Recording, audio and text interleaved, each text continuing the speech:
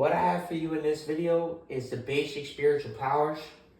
The first one that Christ had was telepathy, okay? We all have telepathy, and what it is a spiritual telephone. It acts just the way a telephone works, okay? When you make a phone call, that phone rings somewhere else in the world, and it rings, and you're listening to it ring, and you know it's ringing at somebody's house. And when they answer, they speak, their voice travels through an invisible wireless line. It goes invisibly. It's invisible. You can't, there's no wire here connected to this telephone. So I'm just saying, hey, how you doing? It's been a while since I called you. And then they respond and be like, well, it's great to see that you called me. I haven't heard from you in a while. I just wondered about you. I was thinking about you. And that's how that works. That's kind of like telepathy. It's the same concept of developing the telepathy. Number two is that the second thing that's down here on this earth is the ability to heal people through prayer. Prayer is spiritual, okay? Because prayer is not actually physical. When you're praying, it's called spiritual prayer, okay? That's what it's really called. It's not physical prayer, even though your physical body is praying. But if most people pray internally, which is their spirit praying to God, and you're pleading with God to either heal the blind, heal the lame, heal somebody who's sick, and you're asking that to be done in the spirit, okay? Number three, visions, spiritual visions. This is all spiritual. Spiritual healing, spiritual telepathy, spiritual visions, which brings me to spiritual dreams or future events. Okay, you could gather these visions within your spirit. Okay, and you do this during the dream state hour or the future, when you get it in the dream state hour, you have future events that could be possibly played out within your life or somebody else's life or in the near future.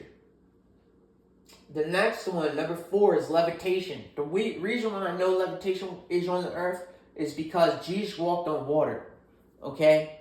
So he was able to manipulate the actual atmospherical energy that's just right here. We're standing here as an invisible energy. He was able to manipulate it and then levitate. And then once he levitated, he could walk on water. Okay? And the way he did this is basically astral projection. Okay? What is astral projection? Not bound to flesh and blood. Okay? When you project yourself out of your physical body, you are no longer bound to the physical body that is inside flesh and blood.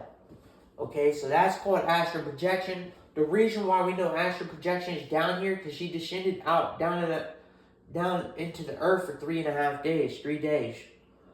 And he left his physical body after he died in it. Unfortunately, he died in it because he could do this without even dying. He had the ability to astral project.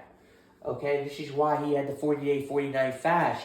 The 40-day, 40-night fast was him stepping into the spirit realm out of the physical body. Even though he was still in the physical body, he was controlling the physical body from the spiritual section.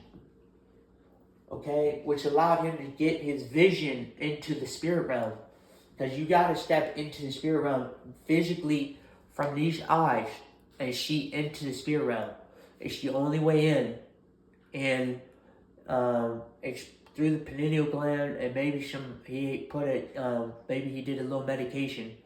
He had a little herb, put a bunch of herbs together, because he says herbs are for healing in the nation. So he put a bunch of herbs together, smashed them all together, drank this drink with the water, and went into the spirit realm. That's how he got into the spirit realm and began to astral project. The next one Christ was able to do is called shape-shifting. Okay? He was disguised as human because in the Bible, it states that Christ is not human. Okay? It states he's not human, which means he was the King of all kings, the Lord of all lords. The only way he could be the King of all kings is if he came down here as the lesser angel and then reascended back up as the most high angel. Okay, because he's lesser than all the angels because he descended out of the heavens, which made him less than, because he's no longer in his position. he left his position at the most high position to come down to the lowest position to take on the light. I am the light, the way, the truth, into eternity, the narrow path. So he was a shapeshifter, which he was disguised as a human, but he really wasn't human. He was actually an angel.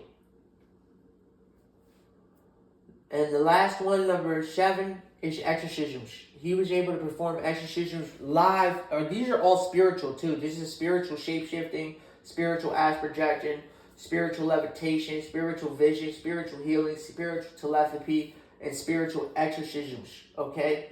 Because what you're trying to do is remove a spirit. You can't do that physically, so you have to do it spiritually. So it's spiritual exorcism, in which removes evil spirits. These are Christ's powers. He's offered these powers to us, to his disciples.